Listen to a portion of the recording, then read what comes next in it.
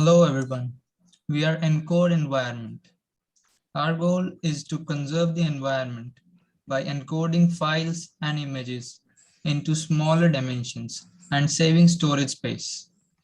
In this project, we have tried to create a variational autoencoder using PyTorch and deploy it to the web using Flask, HTML, CSS, JavaScript, and Bootstrap.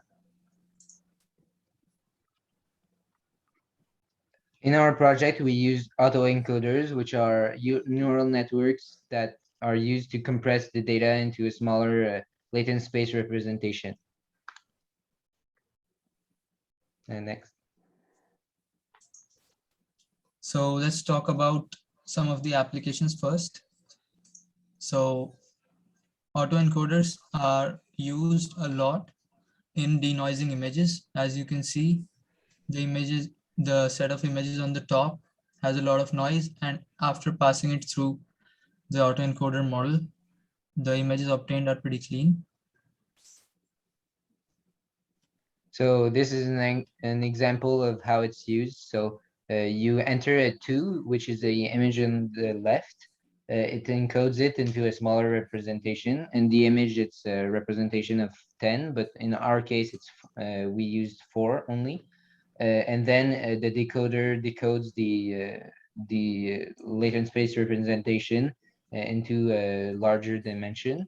And as we can see, the difference between the two images isn't too big, but the latent space representation is 200 times more compressed than the original input.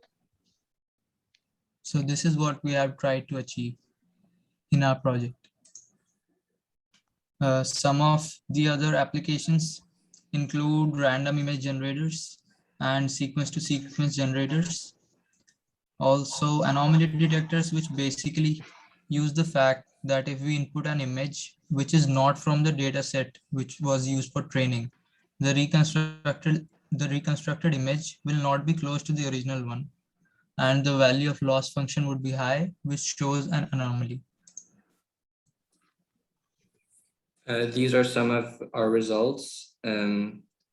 The ones on the right are particularly interesting because we changed the value of one of the values of the latent space representation, and it slowly changed a number from 1 to 7, for example.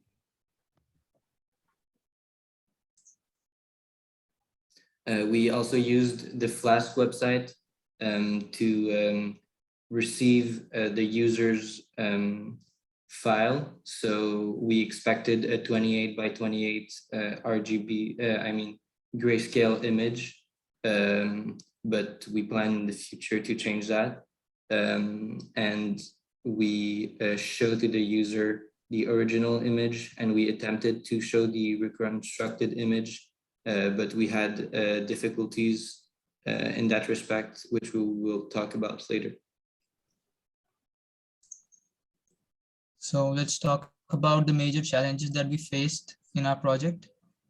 The first one would obviously be integrating our neural networks with the Flask website. Passing on the variables and the uploaded file into our machine learning model was a challenge for us, as none of us have previous experience with machine learning.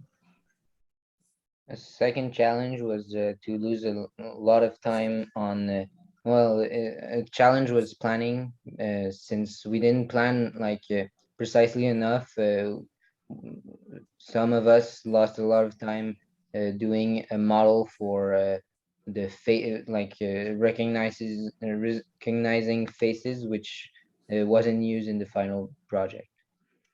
So finally, we used the MNIST dataset, which has 28 by 28 images of handwritten numbers.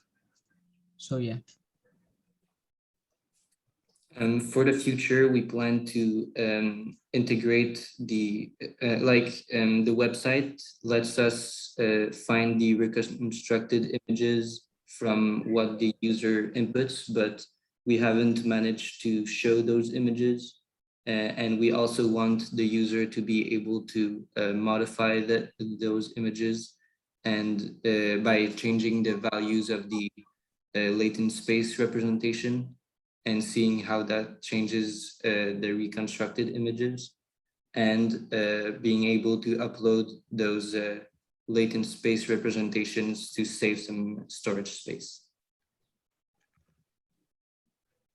Thank you for listening. Thank you for listening. Have a good one.